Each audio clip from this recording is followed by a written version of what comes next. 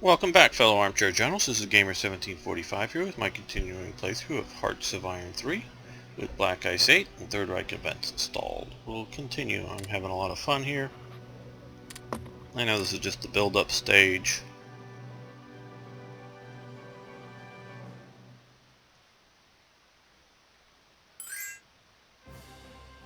Norway.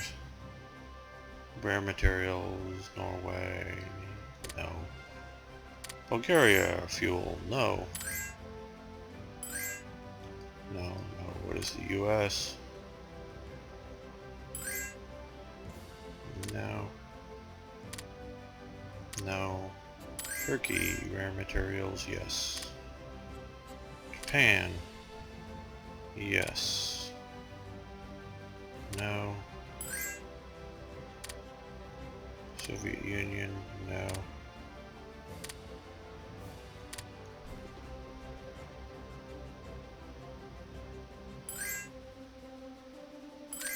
Siam, Thailand, no.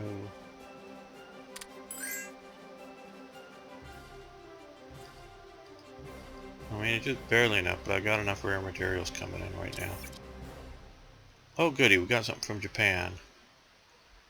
Let's see, interception tactics. Level 4. That's here, so that's good. Jumped up. One there.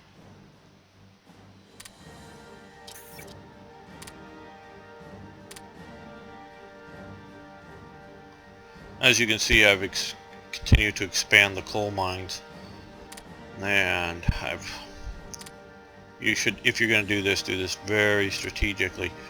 Hold your pointer over the province, which will tell you the base number in the province, which is there, and then it'll show you the modified number based on improved technologies as well as coal mines. So find places that have already have large coal deposits, because it's a percentage increase, not a straight number increase. So you will want to do that if you're in my situation with needing more energy, and presumably you'll be somewhat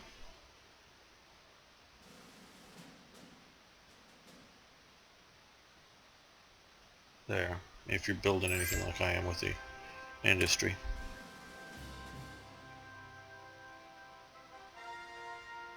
No, we just lost Hungary.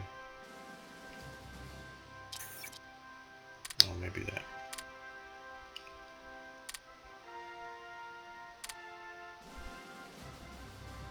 Now somebody come and want to buy supplies from us, because we got lots of supplies.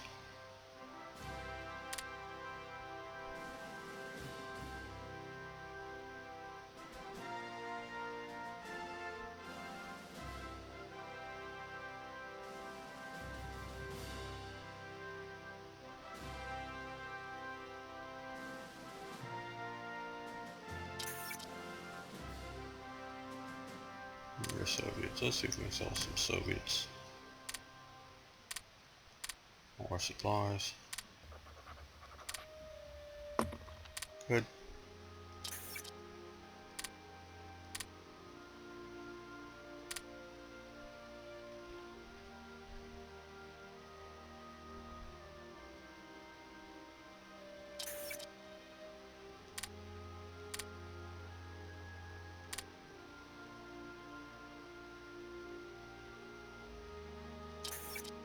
Let's see if we can sell the US a few supplies.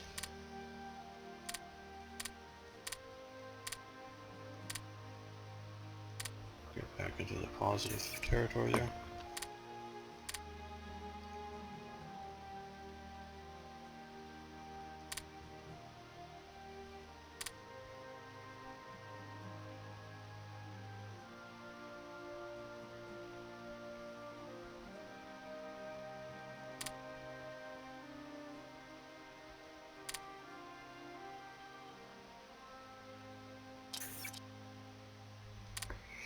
Okay, SS Pioneer Stuhl. Radchenko? I don't know. It's somewhere in here.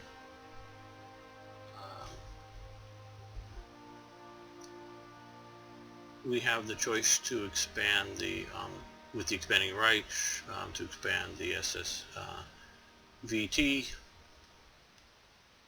and include pioneers in it. This is a picture. I don't know which pioneer outfit, but it's from this period, maybe slightly earlier, of SS Pioneer building, bridge building exercise there.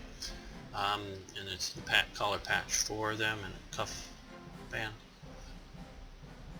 They did not have a pioneer school at this time. They, I guess, used army facilities, but they didn't have a specific school for this at this time. We have the choice to build it. You have the choice not to build it if you don't want to, if you don't want to spend the supplies on the school. This is the trigger to get pioneers for SS units. If you choose not to do this, you will get another event with a different picture later on. I think it's 1942, but I'm not sure right offhand. That's when they historically actually did open this school. I'm giving you the chance of opening it earlier, partially because of the game mechanics, and wanting to tie it into the school. So, but it's dependent upon controlling one of these provinces. I forget which. Here in former Czechoslovakia. So school's real. You just get a chance to open it sooner. You still must get the Waffen-SS event to fire, to be able to build Waffen-SS units at all, which hasn't happened yet. I don't know why Foster has become the AI's favorite for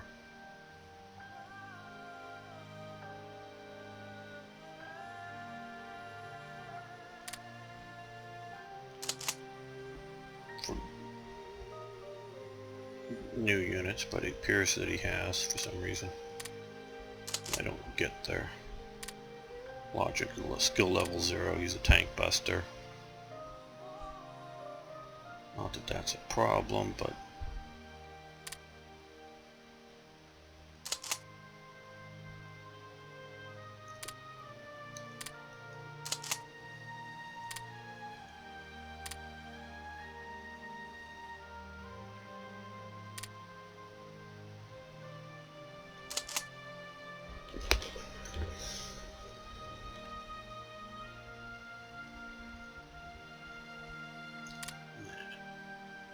now what I want to do is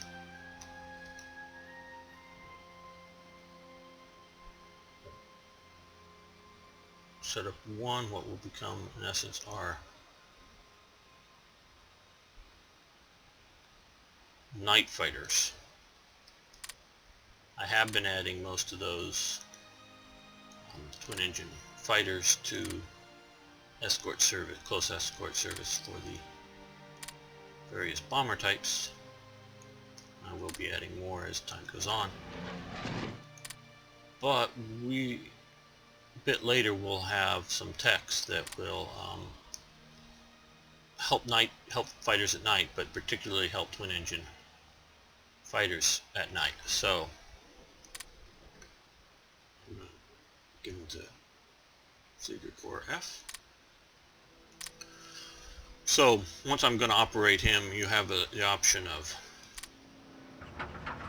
putting him on intercept. I'm not going to actually do this, and just clicking here for night only, so that they will only go up at night,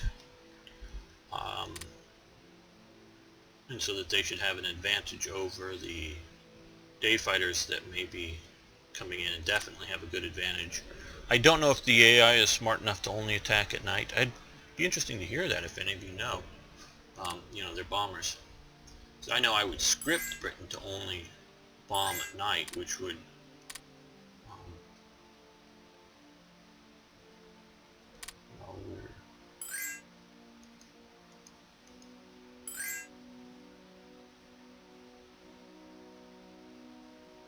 We don't want to buy fuel.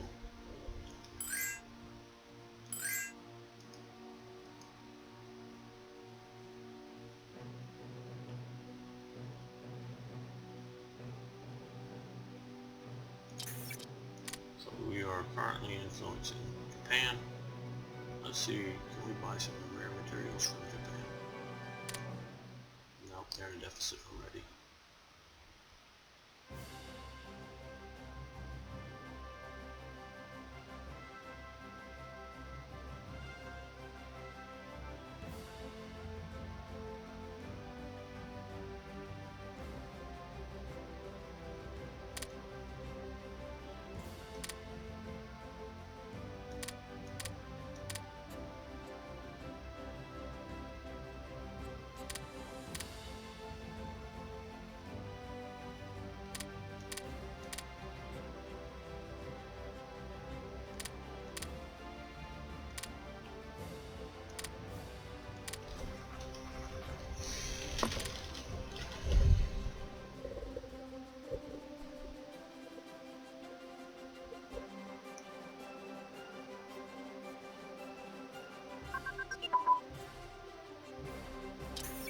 Oh good, we stole some British blueprints here. Transport ship engine to level 2. Which is a tech that I had stopped researching. So yay. Good. That will help. There. You did well, spies. And what is this? Artillery barrel and ammunition, yay. We like good artillery.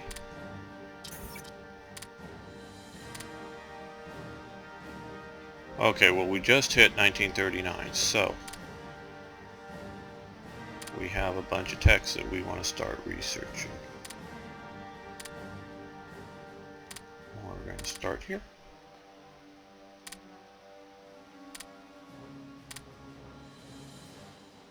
And what's this? Yes, okay. Now.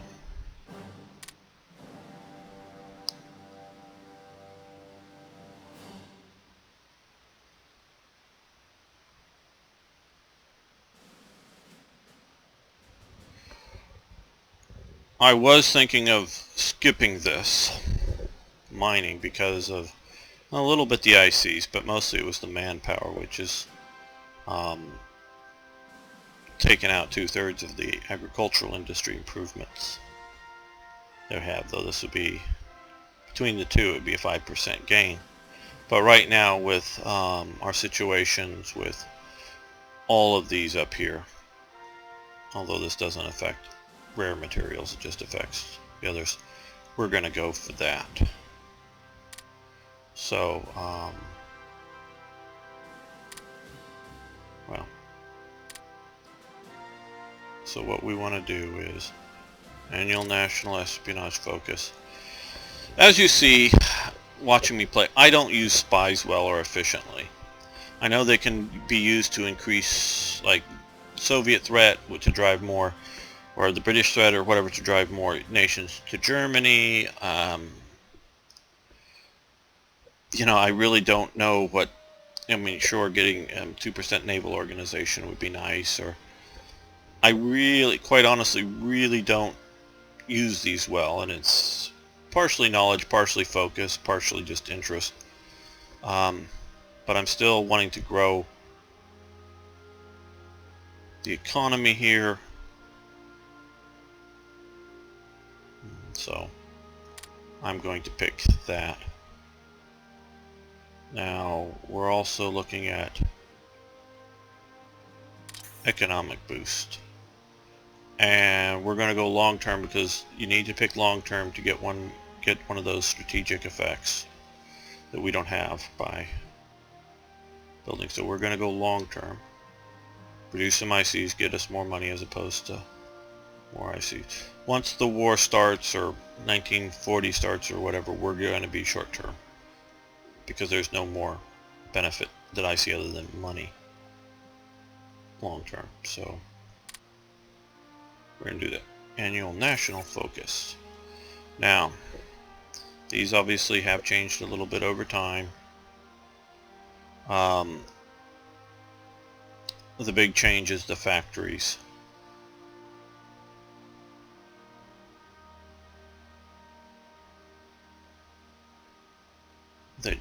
That we will get.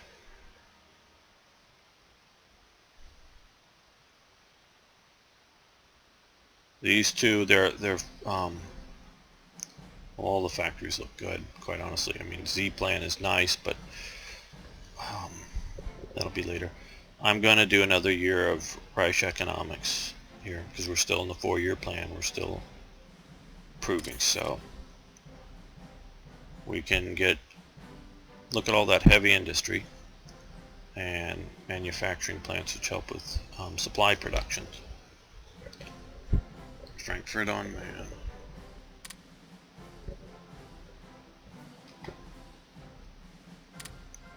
So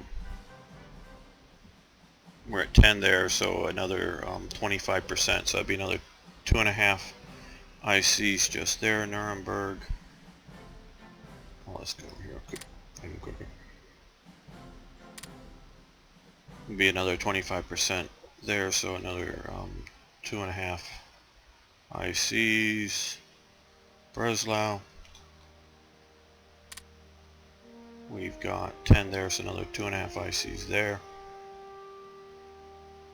Kiel up here.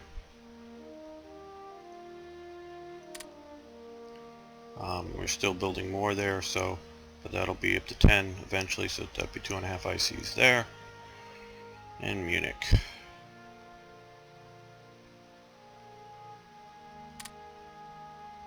We're also at 10 there. So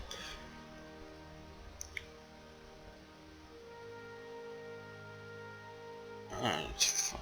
Wow.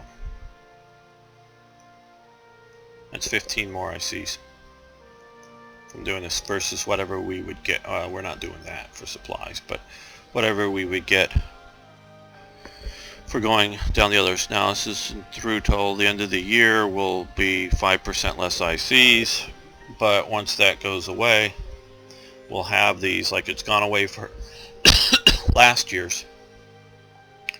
And obviously we're keeping all those manufacturing plants as well. So we'll keep all of that. We'll lose eventually the negative effects. No, we may get the negative effects for growing like the tank industry or something in future years, but we'll do this for now. At least that's my justification.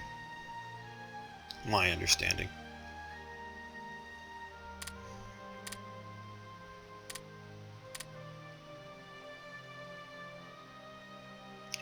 Okay, we've just had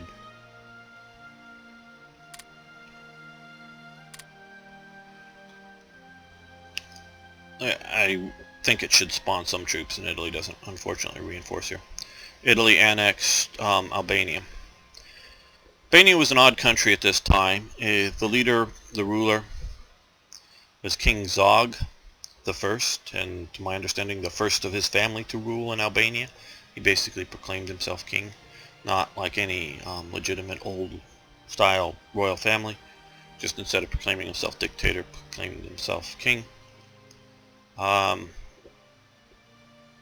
don't know that he was doing bad or good or anything particular, and I think I hear whatchamacallit here is Europe's poorest country now, but probably Europe's second poorest country still to this day.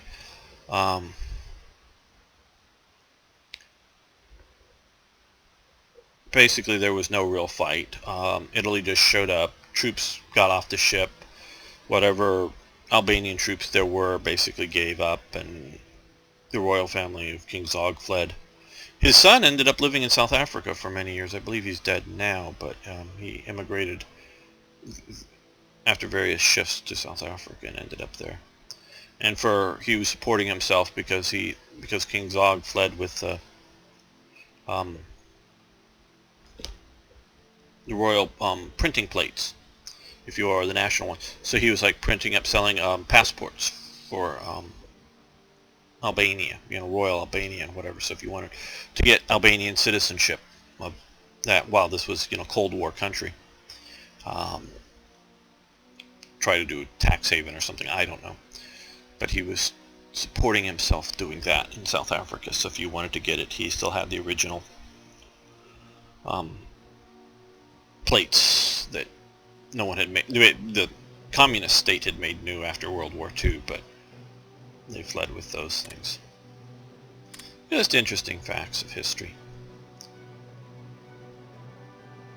No one in some of the countries in this part of the world has, and obviously I know some of you are from this part of the world that know probably better than I do, but they do have minor monarchist movements that want to return their legitimate king. I don't think any of them really want the king back to, rule the country as in you do this or you do that, but back as a figurehead, as a, a showpiece for the country, and still be otherwise a functioning democracy. But just there isn't, in my understanding, in Albania to get the Zog monarchy back, or whatever it would be called.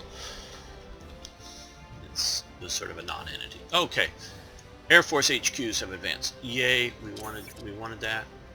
I want to make sure we're not okay. We're just pushing into 40, and we're going to keep pushing here. So yay, we got that. Okay, Airsturm Pioneer Battalion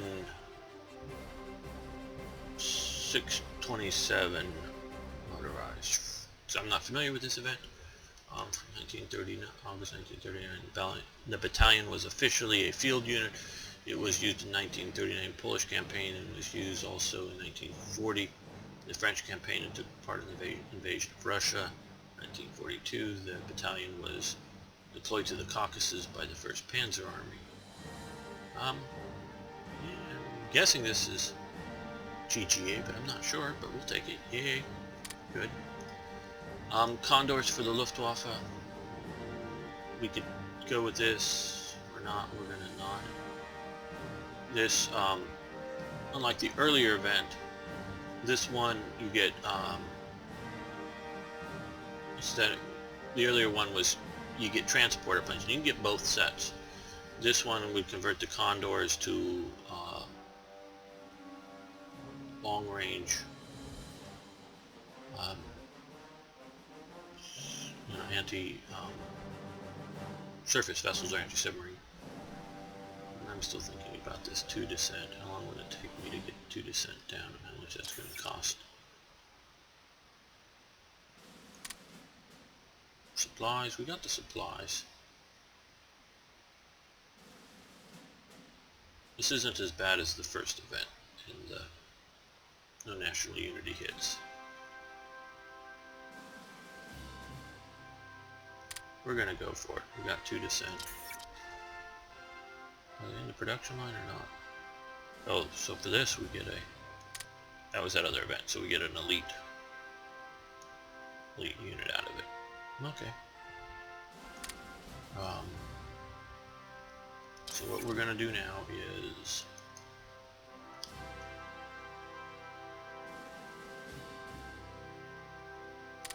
pump this up a bit and hope to get an event or 2 that will lower descent. And this is for the level 3 Air Force HQs. So now this is sort of the one I've been waiting for. We'll get a Luftfloat and 2 Flieger Corps, which is very nice. Yeah, I think are here. No, where are they?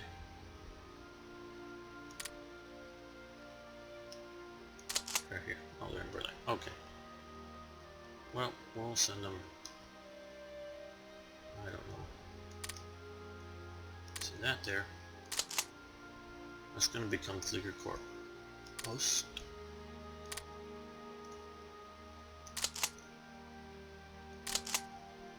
And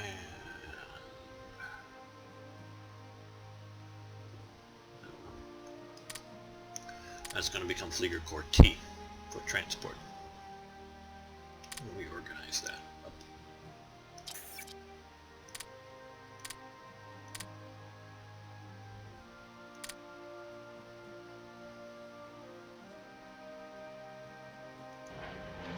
So these are better than your current one of the reasons I took them to your current naval bomber models. Look at, presume they are. As you can see, these are the earlier type.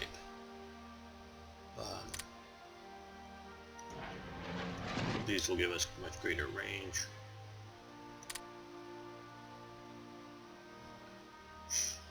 C. So we'll use those.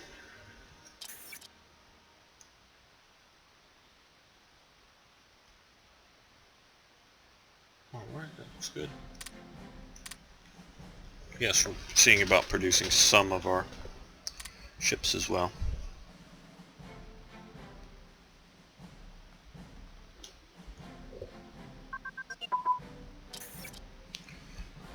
Alright, fuselage and wing aerodynamics have improved. Pushed us into the red there, but we're going to take, instead of keeping them in, here we're moving them to the 1940s.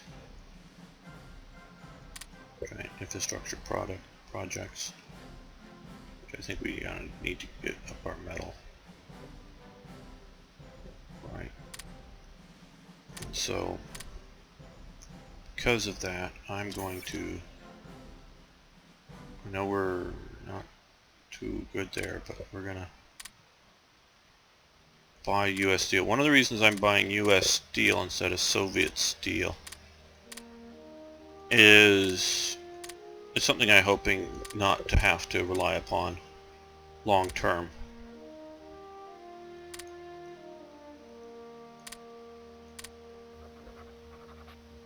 Meaning I can stop buying it once the war starts.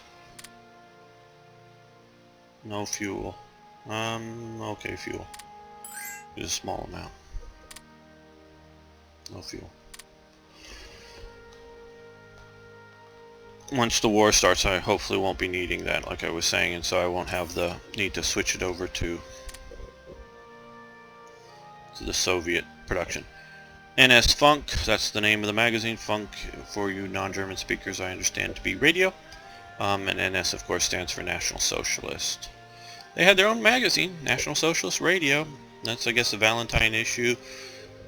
But, and I sort of showed that, I think there were more copies that I had covers for, but to sort of show you the dichotomy between, not everything is, and this is often what the collectors sort of look for, not everything is Nazi parade this or parade that. I mean, that was part of the covers, but it's also girls wearing cardboard heart hats or whatever for Valentine's Day. It would sell these magazines. But so it's basically, you know, what's on the radio. Sort of, you know. Now you young fellows, you youngsters out there, there used to be this magazine. And magazine was, well, there's still many magazines on the shelves, you know what those are. But it was called TV Guide, and everybody read it. They used to publish it in the newspaper, and it was a paper magazine that would tell you what was on television, and you would look it up to know what was coming on. It's sort of like that. Now, of course, today I just use my DVR and see what's coming on, and I don't do it.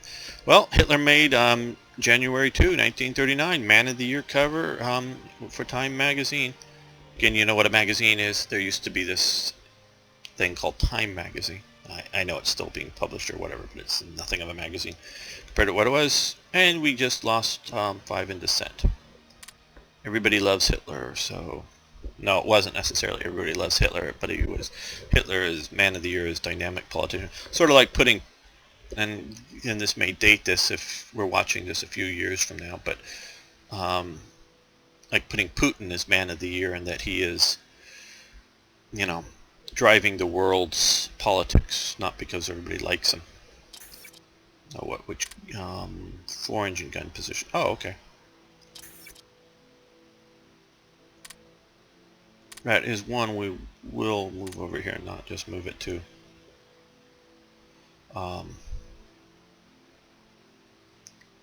More of these, so we'll add that. Just barely one there.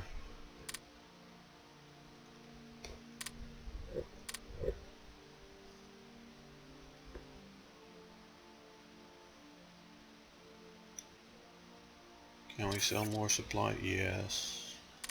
Sell more supplies to the Soviets.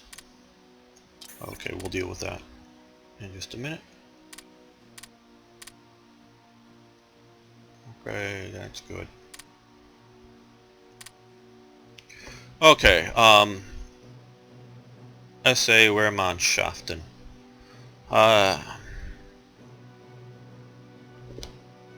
We've talked about this before. This is the event that converts or shifts manpower from the SA to the Army. Basically just frees it up to put it into the pool for units you're building there, and it reduces the effective manpower for the Army. There were units of the SA in combat, particularly in Poland, or at least armed and operating. I don't know if they actually, the photos I've seen, and obviously you don't always have a cameraman, particularly this time period, to take photos in combat, but they were used in SA units, particularly the Sudeten SA were used in the Polish campaign. They may be rear area security, but they were armed with machine guns as well as rifles, lightly armed, but armed and operating in that campaign, and they were used as military units there. But basically they weren't used until they were called up for the Volkssturm as Germany was collapsing. But they did exist. They did continue doing a lot of internal, mostly in Germany, security operations, when they would send out a lot of the SA to scour the area after bombing, or when, after bombing raids, because they would, whether you're British or American, day or night bombing, they'd lose some bombers, parachutes would come out, they would send the SA out to look for downed pilots, look for escaped prisoners of war, all these type of operations that the SA was continuing to be used for. And for these type of operations they needed to be armed. So they're internal security of various types, but this shifts the manpower. You'll see it should remove basically all your SA, and we'll be placing another complete SA order of battle here. Okay, New Year's diplomatic reception. So this is the new Reich chancellery that Speer built, the sort of outside front of the building. This is, you go through those arches through the front into the plaza here. This is sort of, to bring in the diplomats. So we improve our relations a little bit by our various neighbors. Inside, long hallways. You walk down this, you get to here, go through this door. You can see it improves our relations with a few other neighbors in Europe here. You go through that door, you into this other room. This is how you bring in the diplomats or anybody. Sort of, it's meant to be a long, impressive walk. Get up to this doorway. More relations. And then this is Hitler's office in here. Basically this is not really his working office by any means. This is his showplace office for foreign. It's just primarily foreign, to impress foreigners. And the new building, we gain popularity as well as improve our relations with a bunch of people. So now I want the clock to roll just because it pulls off all the remainder dead units that are going away. I think that's the old one still, is it?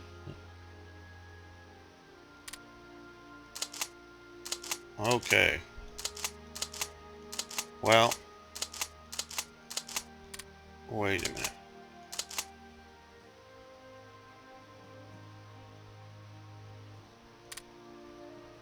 So the old HQ didn't go away. These units should still be these units because they weren't removed, and the Austrian units here should still be there, but Okay, well that's not a big deal. This group A, okay, so just one Obergroup in Berlin. This is supposed to be here. The SA Standarte are supposed to be here. They're not supposed to change. You're just supposed to reinstate them.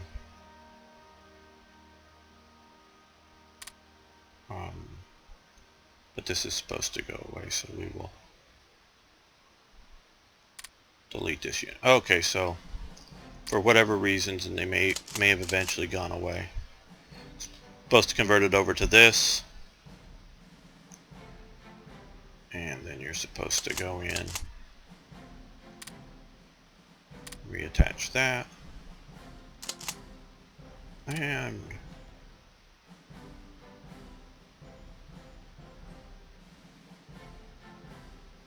reattach that there.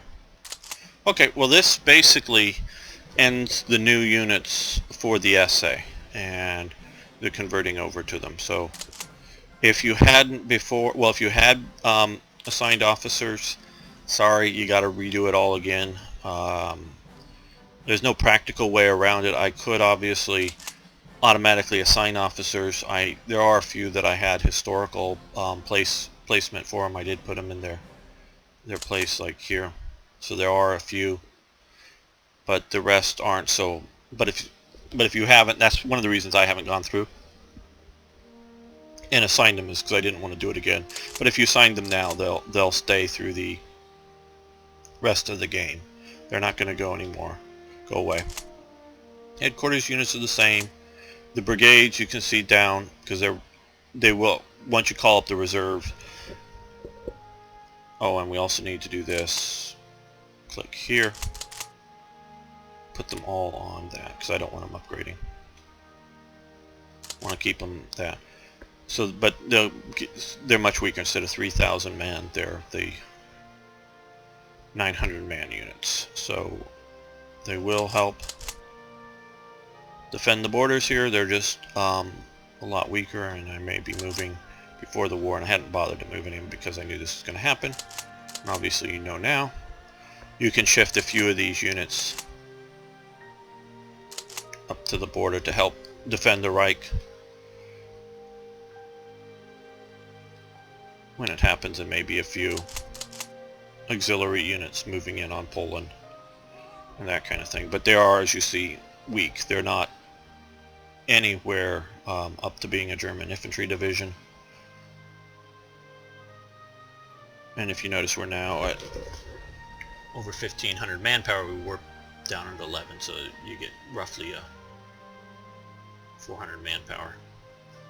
With that event added back to your manpower pool. And so I think that's very historic. It matches. Again, we're going with the balanced approach for manpower there. Matches history. And they were shifting. And there was one diplomatic report from somewhere around here that claimed that the SA was ready to convert to being the army, in the sense of that's a problem from unit that's supposed to go away from, but we'll keep the light transport uses some other time, from black ice. So let's get it going. So but really the manpower shifted individually as individuals, and it shifted not just into the army, also into the navy. All those marine SA that are, we still have all those brigades, they're just the weaker ones now. They went into the navy. It's been a long time since I've seen it, but you know, the submarine movie Das Boot, there was like the one guy in the sub who was the dedicated Nazi. So a lot of the SA that went into the Navy definitely had that sort of dedicated Nazi approach compared to the traditionalists. The Luftwaffe was much more of a National Socialist organization and ideology. Obviously many men went into that, but most went into the army, which helped improve the Army's loyalty to the party. It wasn't a, you know, SS units that were operating as their own units, but there in 1935, after the reductions, and they weren't doing any more reduction at that point, there were 1.5 million men in the SA. Their training programs also trained a lot of non-SA personnel, whether they were NSKK or just the RAD, who were doing their time in the RAD to later then go into the Army. They were doing a lot of training, but also a lot of SA went in. So a lot of those 1.5 million men ended up, particularly the younger ones, ended up in the Army. The older ones, and that's why this is sort of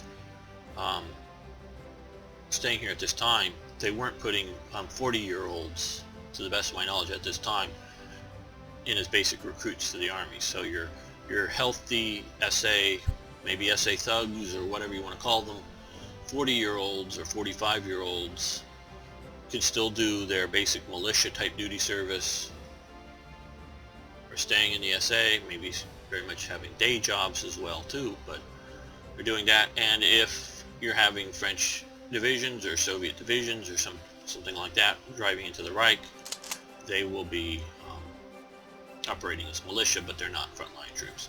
Okay, Josef Beck meets Hitler in Berchtesgaden, the Polish Prime Minister Josef Beck, basically trying to, I very much contend that they were trying to get their external, you know, railway and roadways, their Danzig corridor, pushing that, trying to force Poland into the anti-Comintern Pact, mutual guarantee for 25 years. I really think the Germans were pushing for conditions that would be unacceptable to Poland to have the war. I don't know what would have happened, what the Germans would, they just have asked for more and more and more, had the Polish accepted the conditions.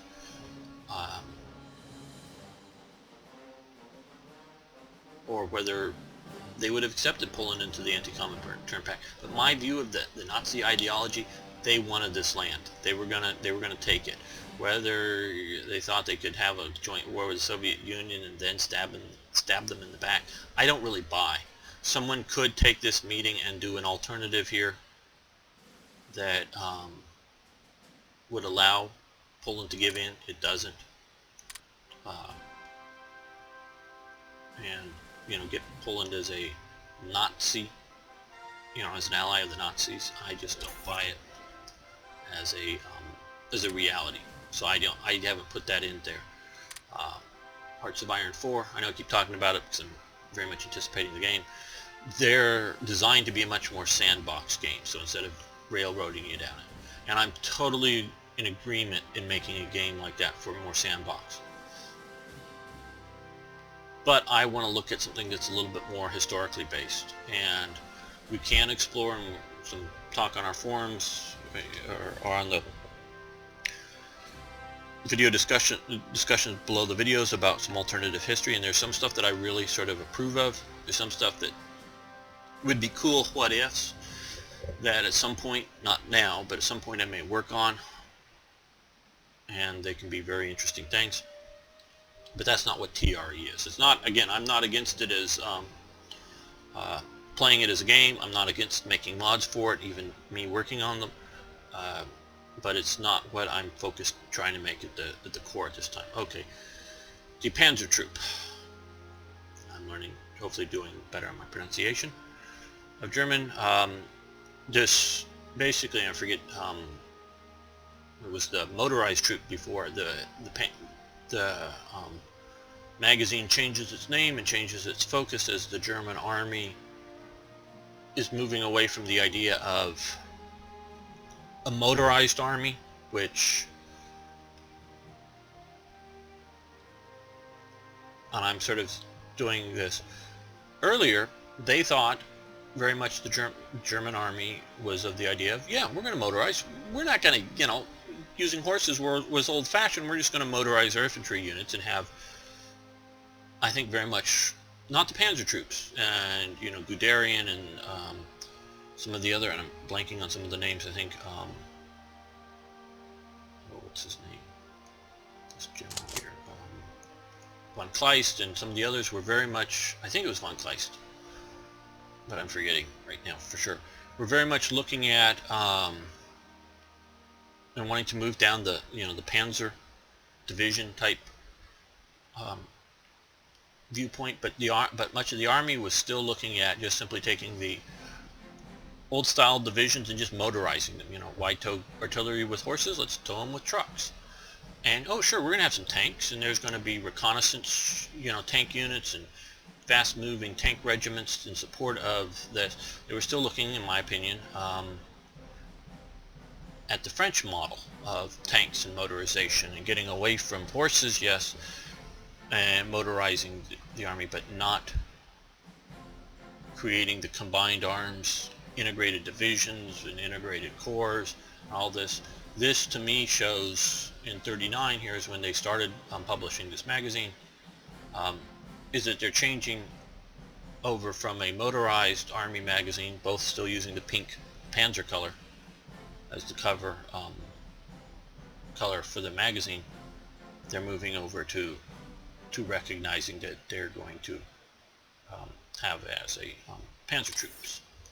Some inside shots of it that is still in much the same thing, you know, motorcycles for reconnaissance, you know, anti-aircraft guns and various reconnaissance vehicles, and motorizing everything up, but is looking at getting things a bit more towards the Panzer viewpoint. So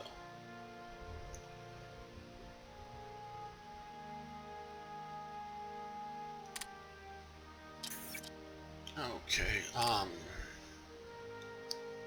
Telefunken, Concert for All the Wehrmacht. This is another event contributed by George 1941, the first broadcast by German radio for the Wehrmacht soldiers, and it's as in a national broadcast for all of them.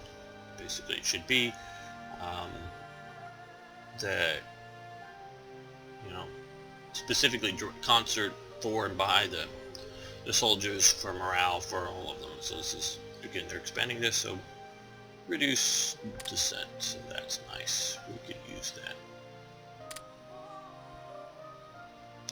Well, I think it's about time to end this episode. It's been fun, been enjoying it, been playing this a bunch. I'm playing ahead a bit more than I'm posting the videos, just because I've been having so much fun with it. I want to get on with this. It's been very enjoyable. Please post comments, questions. Again, thank you for liking the videos. I really do appreciate it. Thanks so much.